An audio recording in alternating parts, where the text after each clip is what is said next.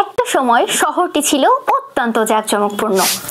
সমুদ্র উপকূলের ঝাঁ চকচকে এই শহরটিতে বিনোদনের জন্য কি ছিল না, অথচ এই শহরটি এখন সমুদ্রের তলায়।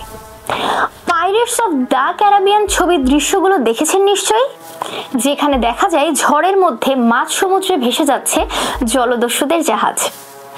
গল্পের বইয়ে ছাপা অক্ষরে কিংবা বড় পর্দায় হরহামেশাই জলদস্যুদের দেখা মিললেও বাস্তবে পৃথিবীর বুকে একটা সময় তাদের অসংখ্য ঘাঁটি ছিল। তেমনই এক শহরের নাম পোর্ট রয়্যাল। শুধু জলদস্যুই নয়, পতিতা মানে বার বনিতাদের প্রধান আশ্রয়স্থল হয়ে উঠেছিল এই শহর, যে কারণে স্পেন থেকে শুরু করে ব্রিটেন সহ পৃথিবীর সব নামজাদা শাসকের যুবরাজদের তথা ধনাঢ্য ব্যক্তিদের নজর ছিল এই শহরটার দিকে। জামাইকার দক্ষিণ পূর্ব উপকূলে অবস্থিত এই শহরটি দখল করার জন্য শাসকেরা তখন ব্যস্ত হয়ে পড়েছিল। শহরটি প্রথম দিকে স্পেনের দখলে ছিল। British general Oliver Cromwell port royal এলাকা দখল করতে গিয়ে ব্যাপক লুটপাট চালান। এরপরে 1600 সাল নাগাদ জামাইকার এই এলাকাটি পুরোপুরি ইংরেজদের দখলে চলে আসে। শহরটি তখন এতটাই বিখ্যাত হয়ে উঠেছিল যে বস্টনের পর সকলে পোর্ট রয়্যাল শহরটিকে ইউরোপের উল্লেখযোগ্য স্থানগুলির মধ্যে অন্যতম বলে মনে করতেন। বিশ্বের সবচেয়ে খারাপ শহর হিসাবেও বিশেষ খ্যাতি ছিল পোর্ট রয়্যালের। জলদস্যু ও যৌন ব্যবসায়ীরা পোর্ট রয়্যালের মূল আকর্ষণ হলেও এখানে ইংরেজরা ভিড় জমাতেন আরো একটি কারণে। এই শহরে যারা থাকতেন তাদের মধ্যে অধিকাংশই ছিল দাস শ্রেণীর। এই শহর থেকে দাস কেনাবেচা করতেন ব্রিটিশরা। এক হিসাব অনুযায়ী 1662 সালে পোর্ট রয়্যাল শহরের জনসংখ্যা 740 হলেও 3 দশক পর এখনকার জনসংখ্যা এক লাফে বেড়ে 10,000-এর কাছাকাছি গিয়ে দাঁড়ায়।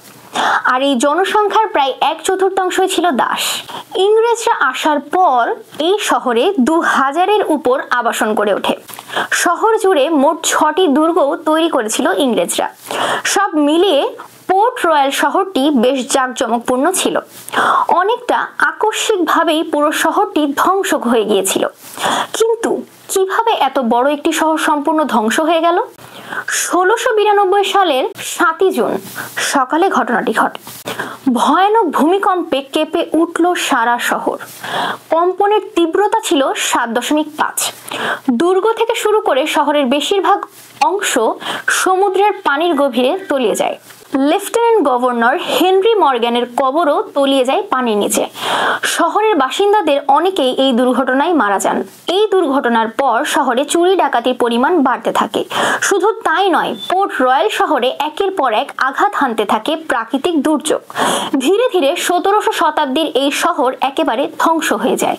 তবে এখনো 40 ফুট পানির নিচে প্রাচীন এই শহরের বহু চিহ্ন রয়ে গিয়েছে।